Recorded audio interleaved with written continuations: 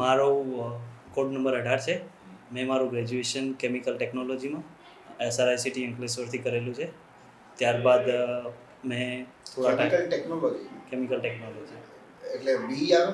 હા, બી chemical technology. Yes sir. ત્યારબાદ મેં થોડા સમય માટે ગુજરાત નર્મદા વેલી રબરમાં એઝ અ સુપરવાઇઝર તરીકે જોબ કરેલી છે. નર્મદા વેલી રબર. અને ત્યારબાદ 2019થી રેલવેમાં જોબ કરું છું as a assistant electric technician. Okay. અને અહીંયા તમારો પ્રેફરન્સીસ શું છે? સર પ્રેફરન્સીસ છે GS કેડર, ત્યારબાદ આસિસ્ટન્ટ ટેક્સ કમિશનર, ઓકે, ત્યારબાદ assistant sub registrar class 2 and STO. Assistant sub registrar.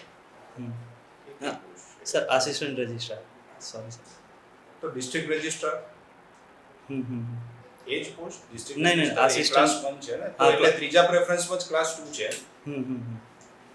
Okay. Y so class 1 ની પ્રેફરન્સ છોડીને ક્લાસ 2 માં આપવાનો કોઈ ખાસ ઉદ્દેશ્ય, કોઈ કામગીરી જાણો છો કે જેનાથી પ્રભાવિત થયા છો કે શું છે?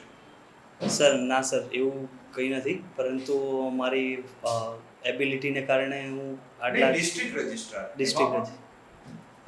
રજિસ્ટ્રાર સર હું પ્રિફર so કરી it is શકું. class 1. Yes sir. You haven't worked out your preferences yet, I think. Okay. હા સર. પર સર એઝ અ મતલબ ફિઝિકલ ડિસેબિલિટી કેટેગરીના હિસાબે તેમાં જગ્યા નથી, એટલે પછી મેં ના લીધું. અચ્છા, okay. Which disability category you have? હા sir, I have low vision category, 60% weakness. Oh, 60%. Okay. Do you think that you are underemployed?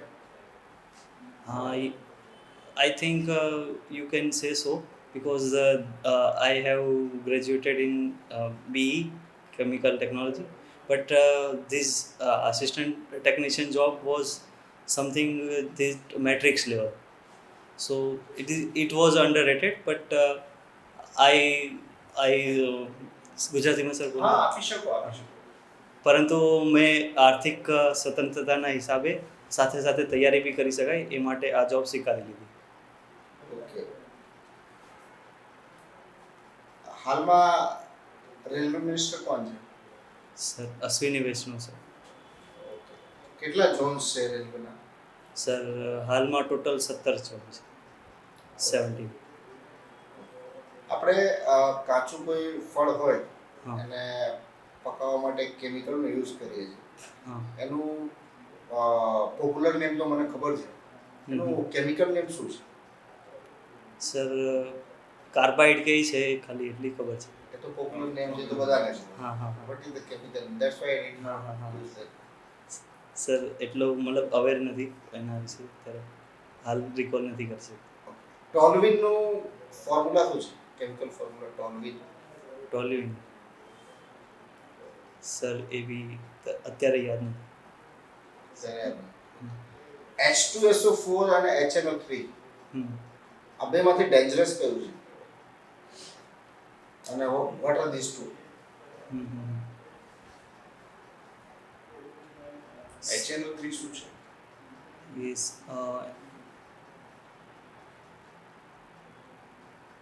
Nitric acid, એક sulphuric acid. HNO3 nitric acid. Dangerous વધારે કયું છે? ડેન્જરસ સર એ ખ્યાલ નથી, એની પ્રોપર્ટીઝના related dangerous વધારે હોઈ શકે છે, પણ અત્યારે નથી ખબર. ઓકે. કેમ આપને ડેપ્યુટી કલેક્ટર બનવું છે? Why do you want to become a deputy collector? Sir deputy collector as a job એ વધારે બહુઆયામી બહુ ક્ષેત્રવાળી જોબ છે. એના દ્વારા ડાયવર્સિટી છે, અને એના દ્વારા મતલબ ગ્રાઉન્ડ લેવલ પર પણ આપણને કામ કરવાનો મોકો મળે છે, અને સમાજમાં એક સારી એવી પ્રતિષ્ઠા અને સિક્યોરિટી મને મળે એવા છે. 3 ખાલી એવા એક્શન્સ કહો કે એઝ એન SDM તમને કોઈ પ્રાંત સોંપવામાં આવ્યું, બરાબર છે, તમે પ્રાંત અધિકારી છો અને તમે 3 ચેન્જ લાવવા માંગો છો ઇનોવેટિવ, તો એવા 3 ખાલી આઈડિયાઝ આપી દો. સર એક તો એજ્યુકેશનમાં મોડર્નાઇઝેશન આપણે લાવી શકીએ છીએ, પણ એ તો પોલિસી ડિરેક્ટેડ ના હોય, એમાં શું મોડર્નાઇઝેશન તમે કરી શકો? સર પોલિસી ડિરેક્ટેડ જ કહી શકીએ કે દરેક શાળામાં જે સ્માર્ટ બોર્ડ લાવવાના હોય છે કે એ બધાનું એન્શ્યોરમેન્ટ કરે આપણે કરી શકીએ. અચ્છા, એક સોરી ટુ ઇન્ટરપ્ટ, એક કાઉન્ટર ક્વેશ્ચન ખાલી, કે તમને એવું નથી લાગતું કે ખાલી જે છે ને એ ઇન્ફ્રાસ્ટ્રક્ચરને જ ખાલી પ્રોપરલી મોનિટર કરવામાં આવે ને તો એ ઇનફ છે? હા સર, એ પણ ઇનફ છે અને હ્યુમન રિસોર્સિસ એ પ્રોપર જગ્યાએ કામ લાગે એ પણ આપણું એન્શ્યોર કરવું વધારે સારું. એજ્યુકેશન બીજું? સર બીજું છે સહાય, બધા સબસિડીઝ ને એ બધું પ્રોપર જે જરૂરિયાતમંદ લોકોને મળી શકે છે. તમે ઇમ્પ્લિમેન્ટેશન બીજું ત્રીજું? અને ત્રીજું છે સર વર્ક એન્વાયરમેન્ટ માં મતલબ કે પ્રોપર ફંક્શનિંગ થાય એ વધારે ઇન્શ્યોર કરશું. અચ્છા, ઠીક છે. What are the challenges of the persons with disabilities? Sir ચેલેન્જીસમાં એક તો છે કે એ કમ્યુનિકેટ બીજા લોકો સાથે આસાનીથી મતલબ એટલું બધું ઝડપથી નથી કરી શકતા, એડોપ્ટ કરવામાં વાર લાગે છે. બીજી વસ્તુ છે કે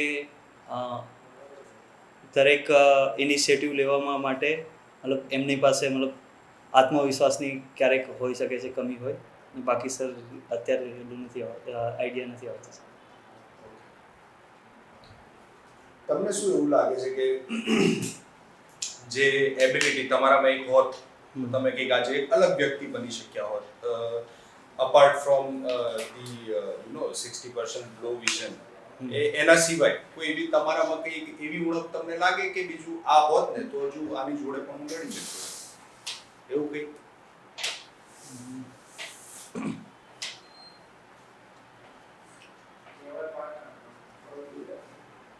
સર એવું તો અત્યારે મતલબ સ્ટ્રોંગ એવું ઇન્ટેન્શન નહોતો, પરંતુ જો એબિલિટી હોત આંખવાળી તો એનું નથી મેં કીધું. Apart from that it is God given, બરાબર છે, એ છે.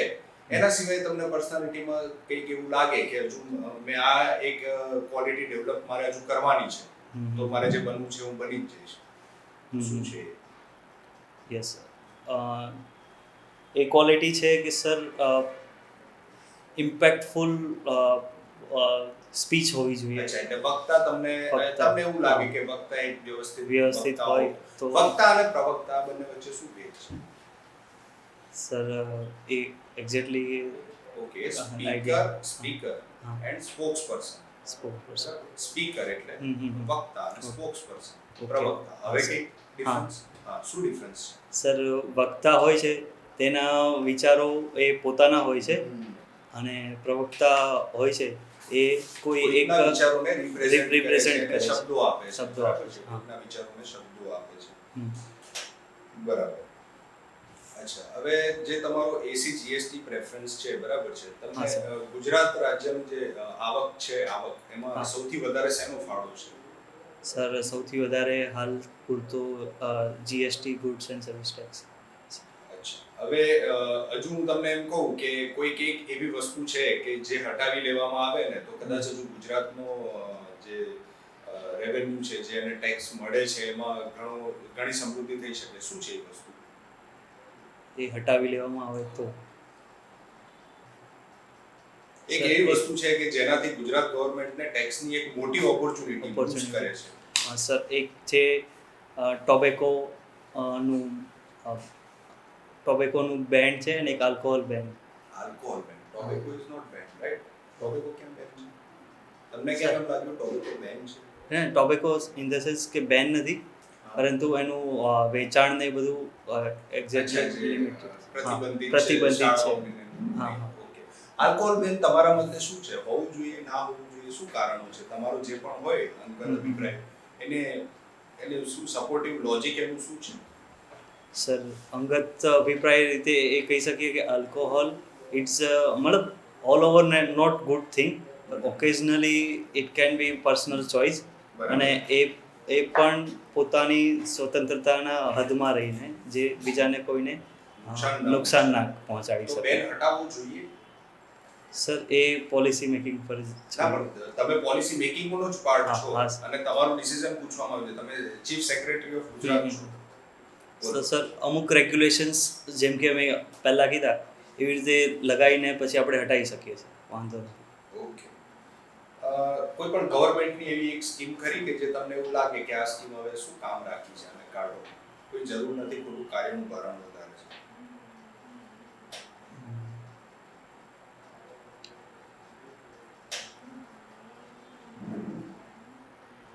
સર અત્યારે આ પોઈન્ટમાં યાદ નથી. નથી. ઓકે. ભોપાલ ગેસ ટ્રેજેડી હા સર. કયો ગેસ હતો જેણે આટલા બધા જીવનો ભોગ લીધો?